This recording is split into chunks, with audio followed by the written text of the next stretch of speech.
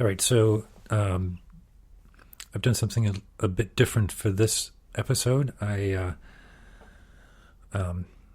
broke down a patch in my modular synthesis studio, and I recorded myself talking through it directly in the studio. So right after this introduction, it'll switch to that recording, and I play the sounds that I came up with, and then talk through some of the things that I did with the specific modules to get those sounds. So I'm hoping that it's interesting, even though you can't see the modules. You get an idea of how I like to think about those sounds and the tools that make them. And then at the very end, I put the whole track so you can listen to the music as well. You heard a little clip of it right after the normal intro music there.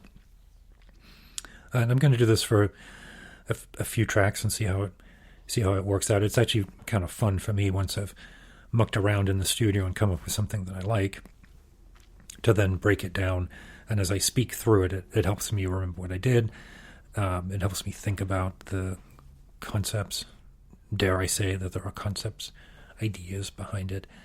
But it's also just fun, and it gives it a little bit of insight into the studio. So I can't remember what the piece is called. In one place I call it Lines Below, and in another I call it Lines Above.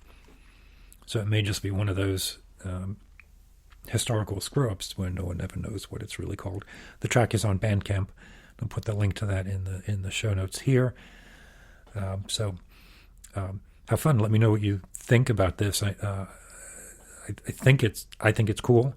Most people do this kind of stuff on a YouTube video, but I like podcasts. So let me know if it works, or if there's other things that you think might help it work more. So here it is, me in the studio from sometime last week.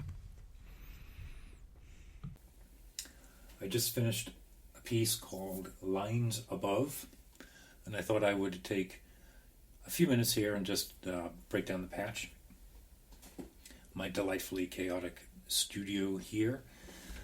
So the first thing that I started with was an envelope through maths, right? I just wanted to hear a particular type of shape. And I worked on that with a sine wave. Right.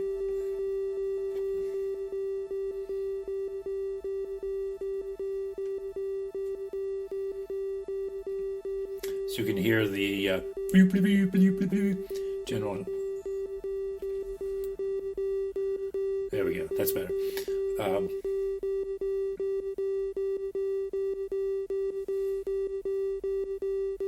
Right, you can hear the very basic shape that I wanted, sort of.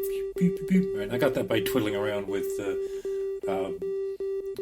channels 1 and 4 of the maths, and triggering them with slightly differently pulsed beats from tempi, and then they're added together. So what you're getting is the sum out of maths. And that's a shape. So that's groovy, but it's just a sine wave, so it's not particularly interesting. What I started then with was some frequency modulation, right, using Akemi's Castle. Now, let's start with this one. I use the second algorithm, which allows you to orient the carrier and modulator in a particular pattern, and then there are four oscillators that are added together through the frequency modulation to come up with the output. And the output is in two outs. In this case, I have 1 and 2 are added together, and then 3 and 4 run through each other. So it's two very different sounds.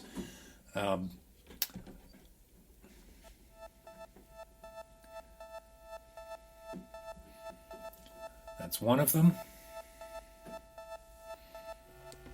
And then this is the second one. Right, and then when they're mixed together,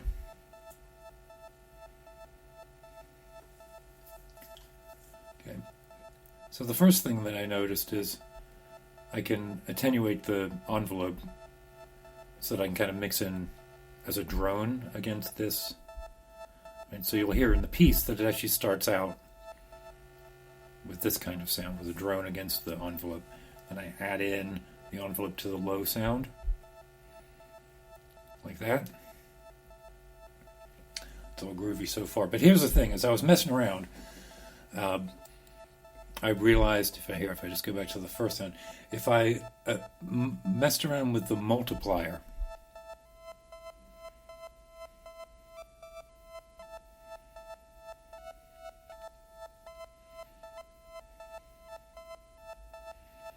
right, on that voice, and then similar on the low voice,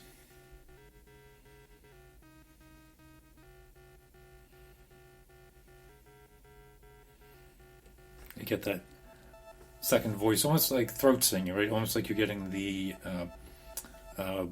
you're emphasizing a partial, like the Tibetan or the Tuvan throat singers when they've got the low drone and then they shape it with their mouths, the formants, to create that second voice. So you get an additional voice out of this by messing around with the multiplier. So I thought that was groovy, and I just took some different control voltage. I've got a pretty slow-moving LFO from Tides, which I applied to the high voice. But here's the thing, right? As I apply it just a little bit, it sounds like this.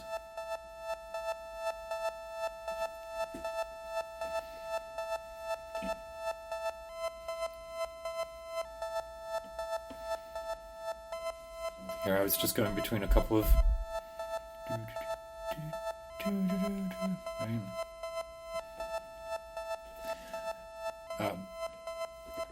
So what's happening here is I'm attenuating the control voltage into the multiplier. So if it's down at nothing, you don't hear anything, right?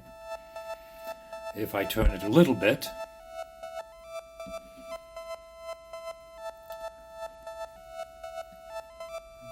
then it's applied a small bit. If I turn it all the way up,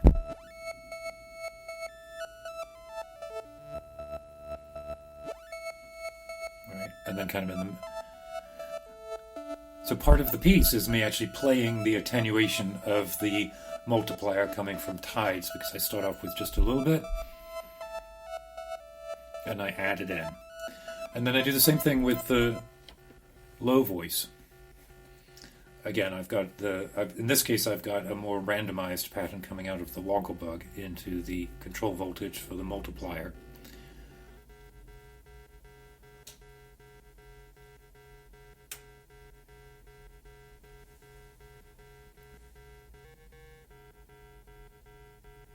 So it changes less predictably,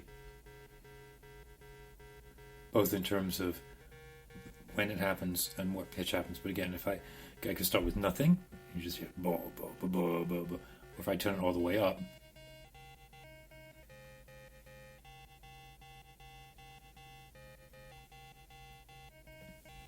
right? So that's kind of how the piece was. I had both voices going.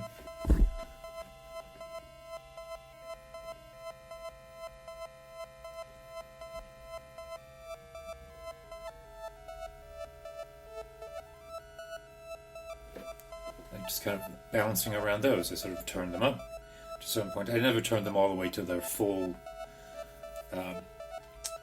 throttle, and then I brought them back down again through the piece. And that's the piece, Lines Above. So check it out. It's up on Bandcamp, and download it. Have a listen. Thank you very much.